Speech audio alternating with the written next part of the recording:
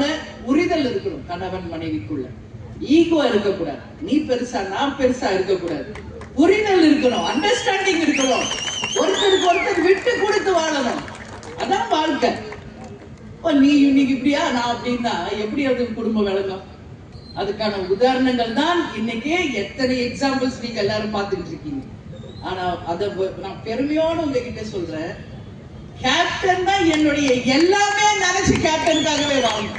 எனக்கென்று எந்த விதமான ஒரு சுய விருப்பம் எனக்கென்று எதுவுமே இல்லை. அவர் என்ன விருப்பமோ அதான் என் விருப்பம், அவர் என்ன சொல்றாரு அதான் என்னோட சொல், அவர் என்ன செய்யறாரு அதான் என் செயல். இப்படி என்னை டோட்டலா மாத்திக்கிட்டேன். எப்போ ஜனவரி 31, 1990 தாலி கட்டின அந்த நிமிஷமே என் வாழ்க்கையை கேப்டனுக்காக அர்ப்பணிச்சுட்டேன்.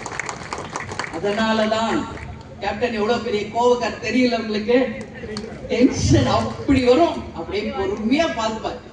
அதனாலதான் அவர் அறியாம ஒரு வார்த்தையை சொல்லியிருக்கார் பேட்டியில. பாக்குறப்ப எனக்கே கண்ணுல தண்ணி வருது. என் மனைவி நிழல் சக்தி இல்லை, நிஜ சக்தி. அவ என் மனைவி மட்டும் இல்லை, என்னுடைய தாய் அப்படின்னு அவர் பேட்டி கொடுத்ததுல எனக்கு தெரியாது. இப்ப நான் யூடியூப்ல பாக்குறப்போ அப்படி அழுகிறேன் டெய்லி வீட்டுல. ஏன்னா அவர் அவ்வளவு சீக்கிரமா யாரையும் பாராட்ட மாட்டாருங்க. கட்சிக்காரங்களுக்கு தெரியும், தப்புனா தட்டி கேட்பாங்க.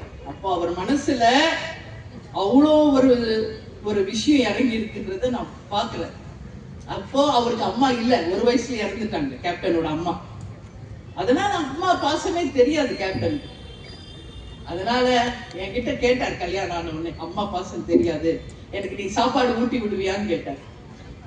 ஒரு நாள் இல்லை, 2 நாள் இல்லை, ஏன் அன்பு சகோதர சகோதரி உங்ககிட்ட நான் சொல்றேன், டெய்லி நான் தான் சாப்பாடு ஊட்டி விடுவேன்.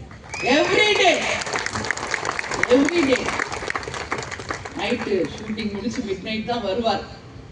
எந்நேரம் ஆகட்டும், 3 மணி 4 மணி ஆனால் முழிச்சிருந்து அவருக்கு சமைச்சு சூடா கொடுத்து ஊட்டி விட்டுட்டு தான் படுப்பேன். மார்னிங் எப்பனாலும் ஷூட்டிங்ல இருந்தா அவர் சாப்பிட்டுக்குவார், அவுட்டோர்ல இருந்தா அவர் சாப்பிடுவார். ஏன் இதெல்லாம் சொல்றேன்னா, அந்த புரிதல் இருக்கணும் கணவன் மனைவிக்குள்.